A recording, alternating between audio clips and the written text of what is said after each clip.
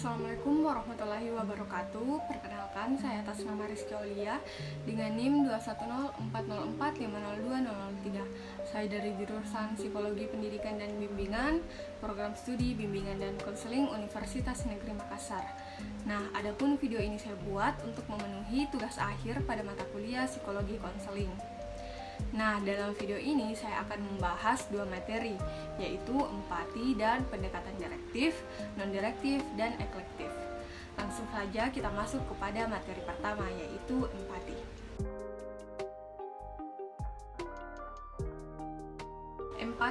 Empati adalah kemampuan untuk memahami dan merasakan pengalaman, perasaan, dan perspektif orang lain. Hal ini melibatkan kemampuan untuk secara aktif mengenali, memahami, dan mengindra perasaan dan pikiran orang lain tanpa menggantikan atau memperdebatkan pengalaman pribadi kita sendiri.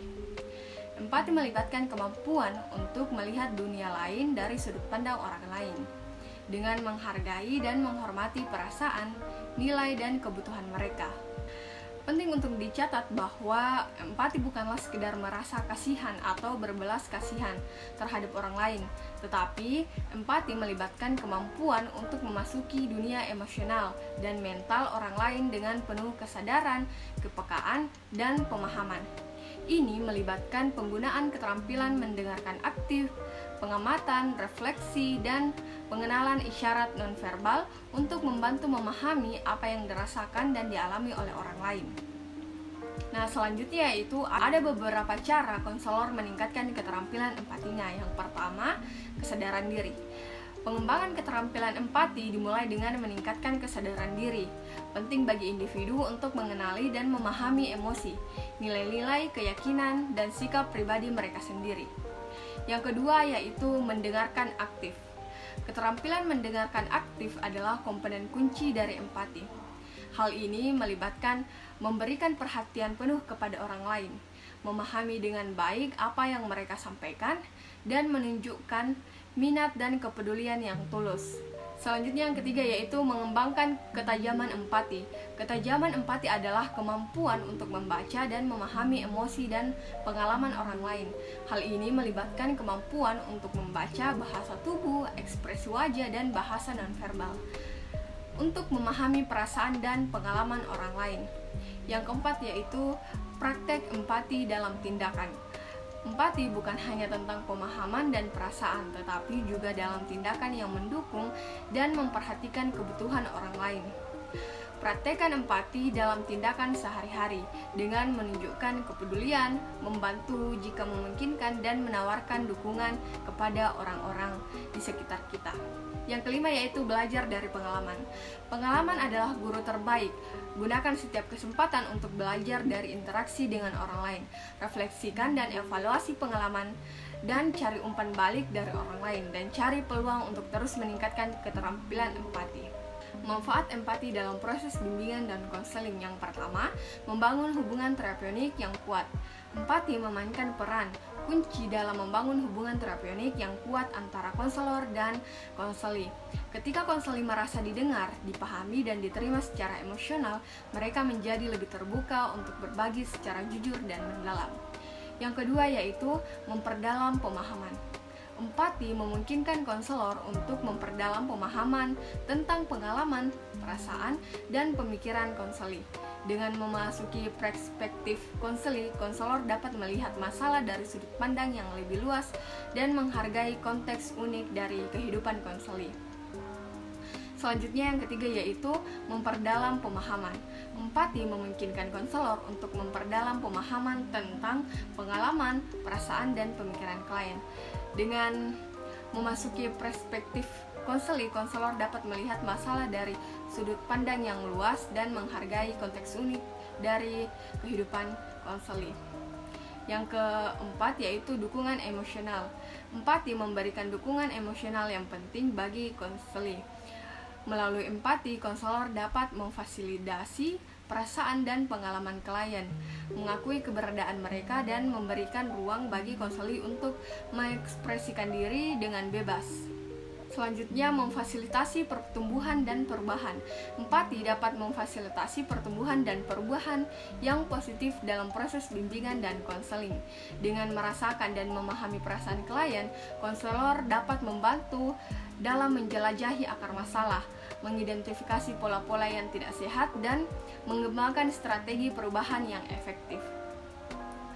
Selanjutnya yaitu kelemahan empati. Yang pertama, terlalu menyerap emosi orang lain. Orang yang mengalami kelelahan empati seringkali sangat beruntung dalam emosi orang lain dan secara intens merasakan perasaan mereka. Mereka mungkin menyerap energi negatif, kecemasan, atau rasa sakit dari orang-orang yang mereka bantu, yang dapat menguras energi dan menyebabkan kelelahan. Yang kedua yaitu kurangnya batasan pribadi. Individu dengan kelelahan empati cenderung memiliki batasan yang kurang dalam merawat diri sendiri. Mereka mungkin mengabaikan kebutuhan pribadi dan mengorbankan waktu dan energi mereka untuk membantu orang lain. Akibatnya, mereka mengalami kelelahan karena kekurangan perawatan diri dan pemulihan yang memadai. Yang ketiga, beban emosional yang berlebihan. Orang dengan kelelahan empati sering terlibat dalam situasi yang menantang secara emosional, seperti membantu orang dalam kesulitan emosional, trauma, atau krisis. Terus-menerus menghadapi situasi ini dapat menyebabkan beban emosional yang berlebihan dan kelelahan mental. Yang keempat, kurangnya dukungan dan penghargaan. Ketika individu yang mengalami kelelahan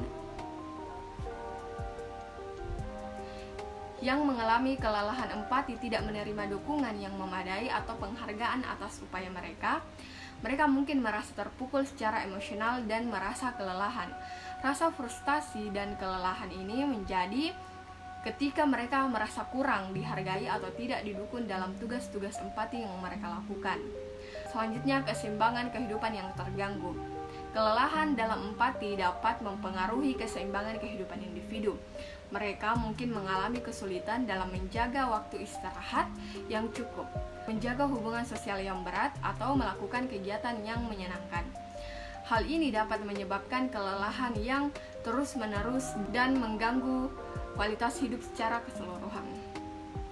Materi selanjutnya yaitu strategi untuk meningkatkan empati dalam bimbingan dan konseling. Yang pertama, pelatihan dan pendidikan. Memberi pelatihan dan pendidikan kepada para konselor dan terapis tentang pentingnya empati dalam bimbingan dan konseling. Ini termasuk pemahaman tentang konsep empati, keterampilan mendengarkan aktif, dan pemahaman emosi dan cara mengembangkan hubungan terapeutik yang empatik. Yang kedua, praktek refleksi.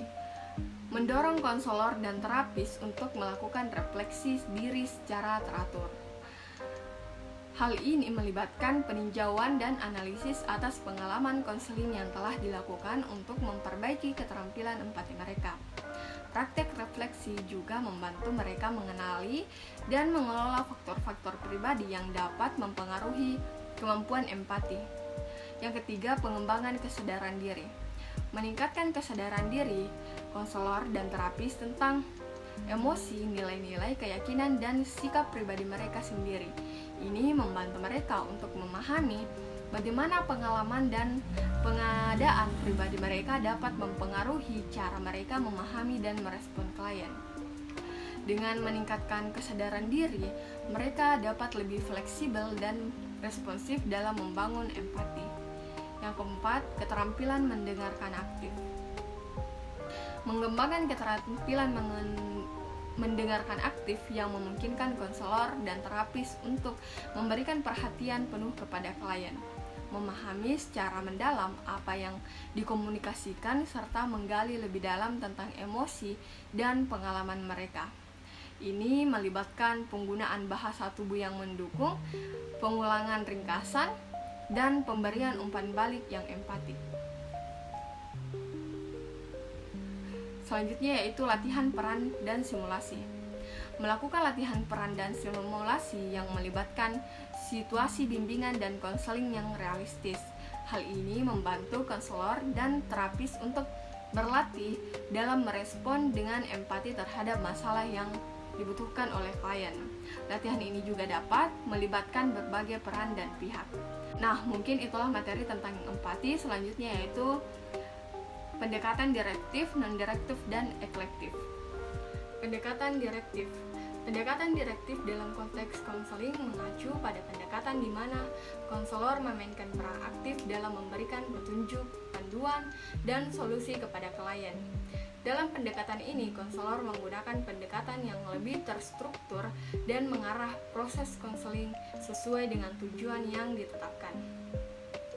Namun, perlu diingat juga bahwa pendekatan direktif tidak cocok untuk setiap klien atau setiap situasi.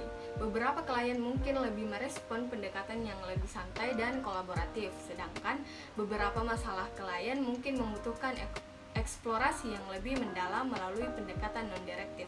Oleh karena itu, penting bagi konselor untuk mempertimbangkan karakteristik, kebutuhan, dan preferensi klien saat memilih dan menerapkan pendekatan konseling yang tepat. Selanjutnya, strategi dan teknik pendekatan direktif dalam konseling. Yang pertama yaitu penjelasan dan edukasi.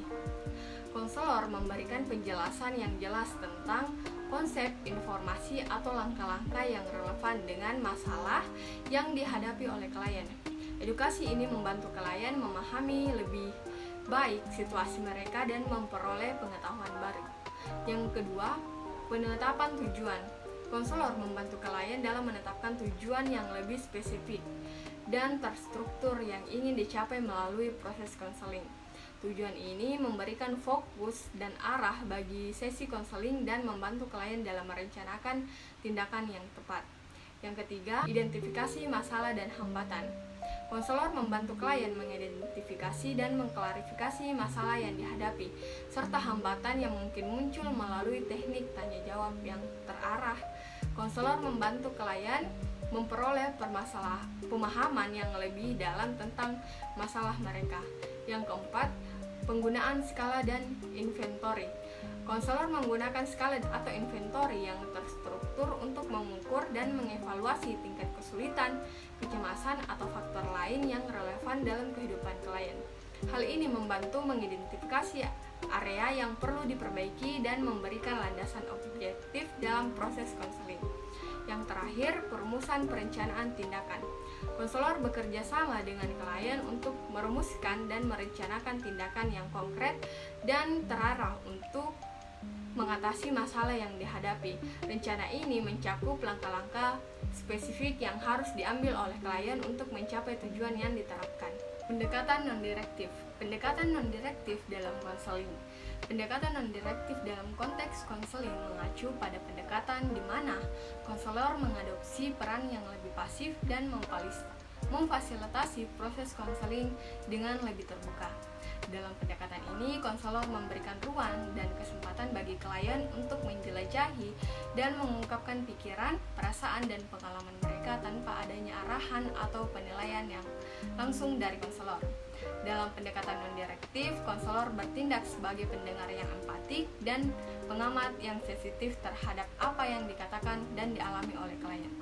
Konselor mendorong klien untuk mengungkapkan diri secara bebas dan mempertimbangkan pemahaman dan pemecahan masalah yang berasal dari dalam diri mereka sendiri. Tujuan utama dari pendekatan non-direktif adalah membantu klien dalam menjelajahi dan memahami perasaan, keyakinan, dan nilai-nilai dan harapan mereka sendiri.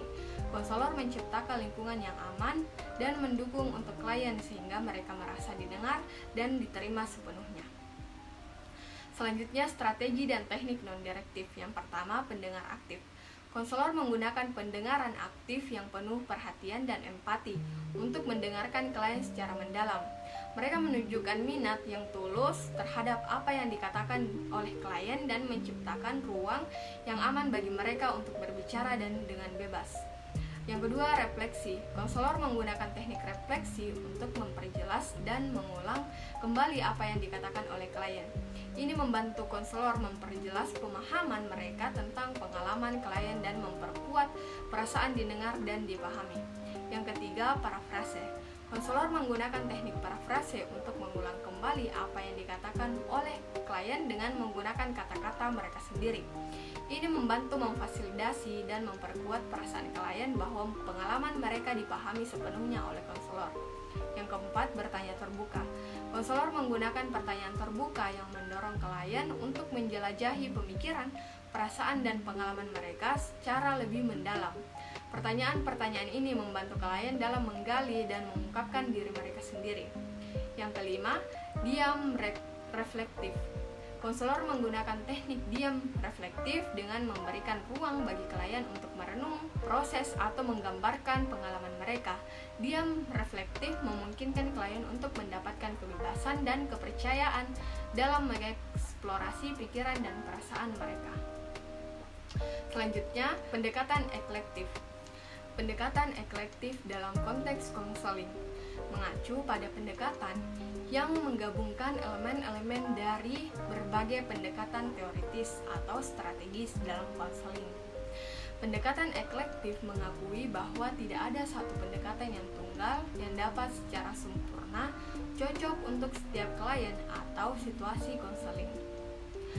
Dalam pendekatan eklektif, konselor mengambil pendekatan yang lebih fleksibel dengan memilih dan menggabungkan strategi dan teknik dari berbagai pendekatan yang dianggap paling relevan dan efektif untuk kebutuhan klien tertentu. Konselor menggunakan pengetahuan dan pemahaman tentang berbagai pendekatan konseling untuk menciptakan pendekatan yang disesuaikan dengan karakteristik dan kebutuhan klien secara individual. Tujuan dari pendekatan eklektif adalah memberikan pendekatan yang paling efektif dan sesuai dengan kebutuhan klien.